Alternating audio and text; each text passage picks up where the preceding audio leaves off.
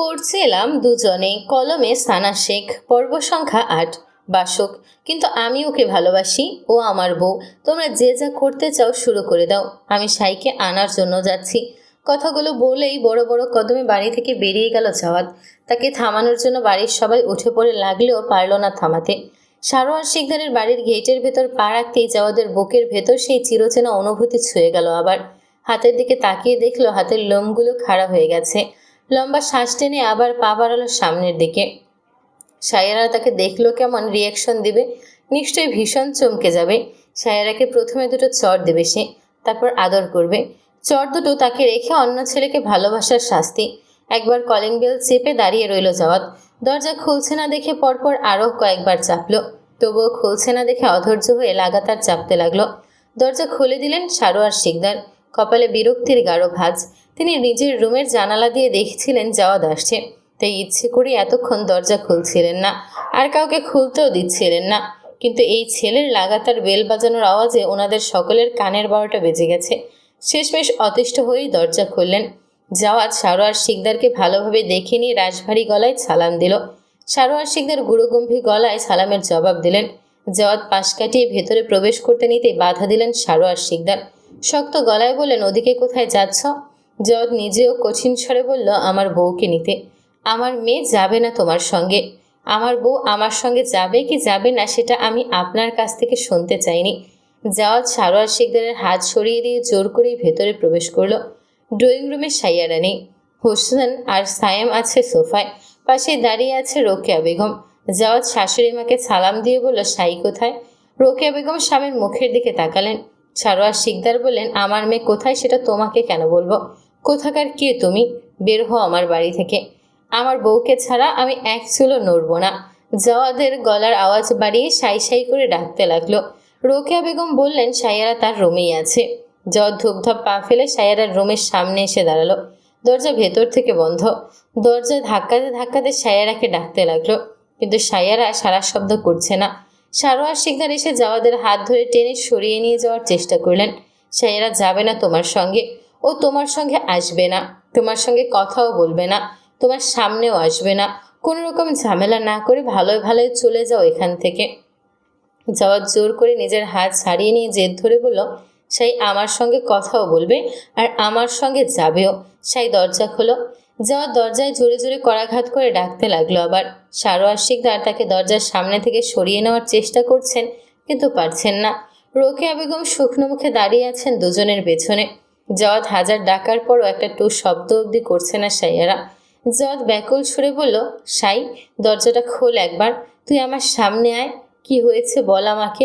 ভেতর থেকে কিছু একটা পড়ে যাওয়ার আওয়াজ ভেসে এলো, কিন্তু কোনো মানুষের কণ্ঠস্বর ভেসে এলো না। আমার পরিবার তোদের সঙ্গে অন্যায় করেছে, আমি তো করিনি। তুই আমাকে কেন শাস্তি দিচ্ছিস সেভাবে?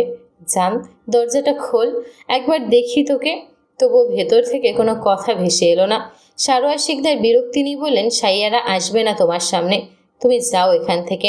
জাওয়াত কড়া চোখে সারোয়ার শিকদারের মুখের দিকে তাকিয়ে আবার দরজার দিকে তাকালো। আগের মতোই ব্যাকুল সুরে বলল, আচ্ছা আমার সঙ্গে না গেলি, তুই যাকে ভালোবাসিস তাকে বিয়ে করিস, তবুও বাইরে আয়, আমি তোকে একবার দেখেই চলে যাব। কতগুলো দিন হয়ে গেছে তোকে দেখি না। দরজা খোল। এবারেও দরজা খুলল না, আর না তো কোনো কথা বলল। জাওয়াদের সকল ধৈর্যের বাঁধ ভেঙে গেল। সে দরজায় একের পর এক লাথি ঘুষি মারতে লাগলো। মনে হচ্ছে এই বুঝি দরজাটা ভেঙে যাবে। সারোয়ার শিকদার নিজের সর্বশক্তি দিয়েও জাওয়াদকে আটকে রাখতে পারছেন না। দরজা ভেঙে গেলে সর্বনাশ হয়ে যাবে। দরজার ওপারে সাইয়ারা নেই। গতকালই তিনি সাইয়ারাকে সিলেট পাঠিয়ে দিয়েছেন। তিনি জানতেন জাওয়াদ দেশে এসে এ বাড়িতে আসবেই সাইয়ারাকে নেওয়ার জন্য। তিনি কোনোভাবেই নিজের মেয়েকে ওই বাড়িতে পাঠাবেন না। জাওয়াদের সামনাসামনি হলে আর কথা বললে সব সত্য জেনে যাবে দুজন। তখন আর তার কিছুই করার থাকবে না। এই ছেলে নিজেকে কি ভাবো কি? হ্যাঁ, এই দরজা তোমার বাপদাদার টাকা দিয়ে কিনিনি।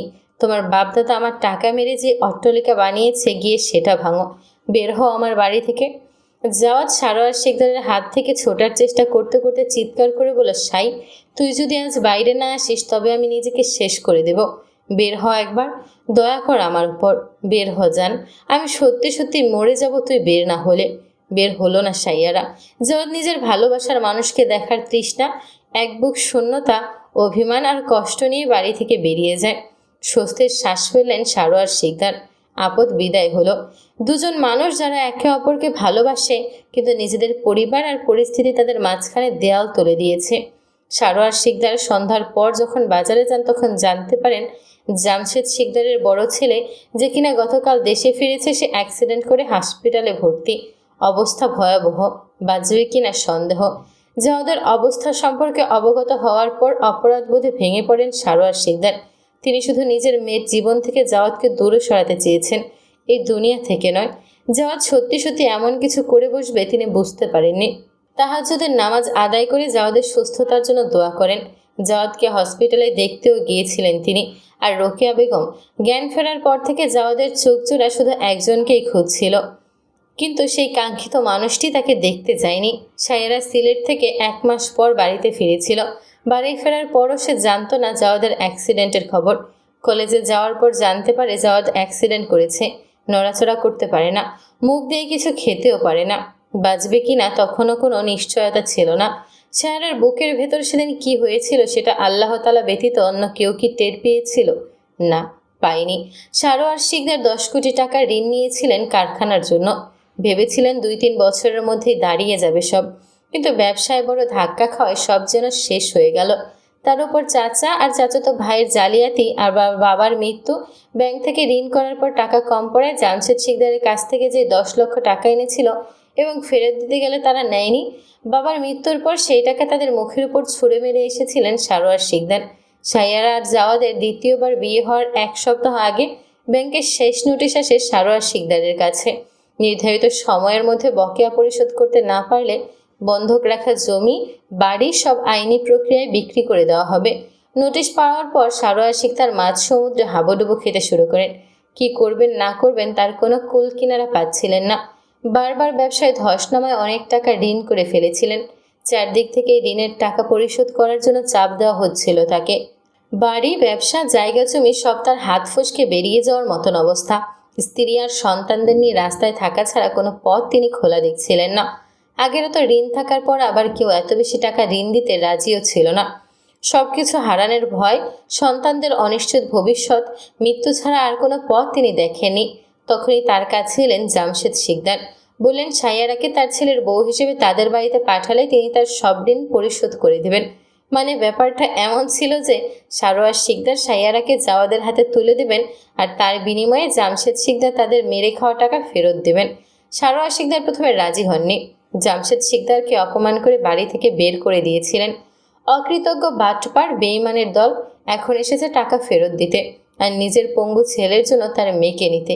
কিন্তু কিন্তু কিন্তু শেষমেশ আর কোনো পথ খোলা না পেয়ে সারোয়ার শিকদারকে এই প্রস্তাবে রাজি হতেই হয়েছে। তিনি অনেক ভেবেছেন, মূলত তাকে ভাবতে বাধ্য করেছিলেন জামশেদ শিকদার।